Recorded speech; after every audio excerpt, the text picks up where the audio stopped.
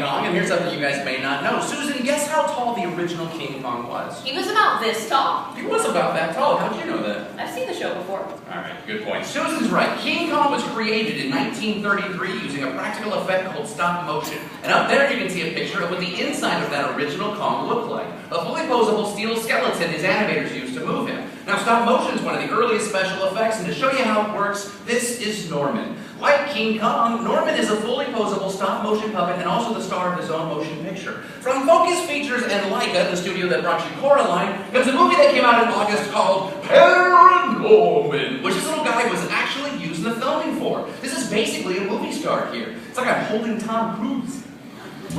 Meet Norman. Do you see ghosts like all the time?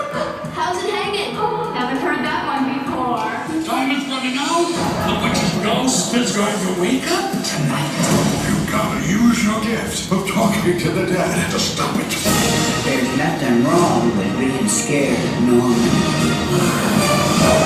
Paranorman. Now, just like Tom Cruise, Norman looks a little bit bigger on the big screen. And that's because everything you see in Paranorman is built to his scale size. These are two of the actual sets used in the movie. Get a camera angled up on the screen for everyone read. By the way, he's joined here by his co-star, the zombie judge. Yeah, the detailing here is amazing, and you can see it up close. That's right, if you go down to the lower left of the Universal Experience, you can see our other Paranorman sets.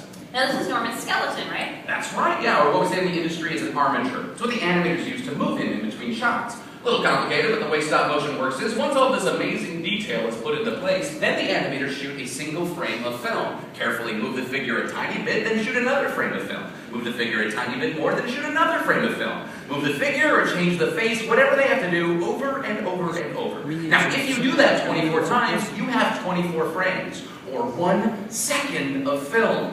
Now let's think about that, because there's over 120,000 frames in the final version of Paranorman. Take a look at this clip. It's a crazy amount of work, because every movement, every facial expression, every lighting cue, anything that moves in the scene has to be adjusted 1 frame at a time. 120,000 frames, the animators at Leica have to move by hand. You can't move those things with a computer, Susan.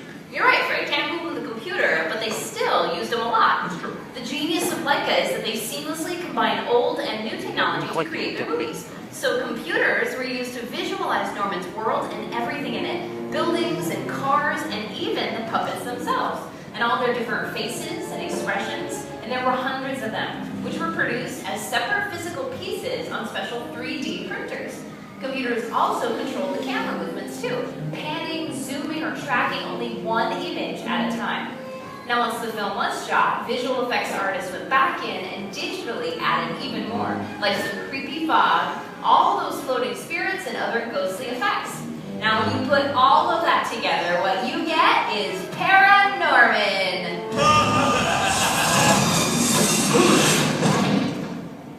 You might want to give that a few minutes. Filmmakers want their work to look believable, and the latest development is motion capture, or mocap. So here to help us demonstrate that, you wanted him in the show. Give it up for Jerry! И так снимали FIFA 13. Well, hey, Jerry? Так же делают игры по футболу. Это точка контроля, о котором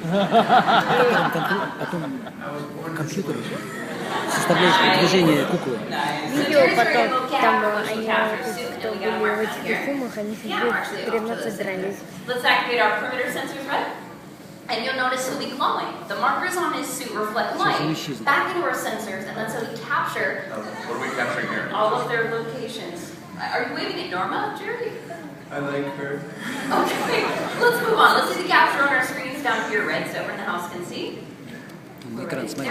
Вот он, Джерри. Markers on his suit are now the dots you see on our screens, right? So Jerry, first do a T-pose arms out. Потом превращает в Yeah, движение. just like a T, that's great. We start with this T-pose to mark the beginning of a take. We just want What are we to beginning to take here? Jerry? Jerry? Oh, Jerry.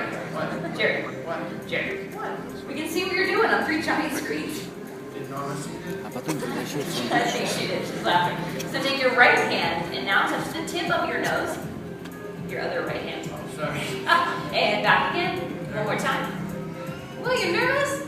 No, don't be nervous, Jerry. You're doing a great job. Keep moving, though. Do some jumping jacks. Hey Susan, is this the best that technology can do? A workout video for really skinny people? Jog in place, Jerry. You got something else? And turn your left. See? Alright. Using the capture movements, we create a digital skeleton, then a wire frame, which we fill in with skins to turn Jerry into anything. Jerry, you are now a hideous Пират straw. Карибского моря, там это был. Осьминог. Then we go club in his right hand. Nice job, Jerry. You're clubbing, buddy. Nice. I think we're about to take you clubbing. Oh, yeah! See some moves up there. Yeah, take him to the back lot, Jerry. Okay, Fred, watch this. Zero Shrek. There you go. Nice, yeah. Move. All right, you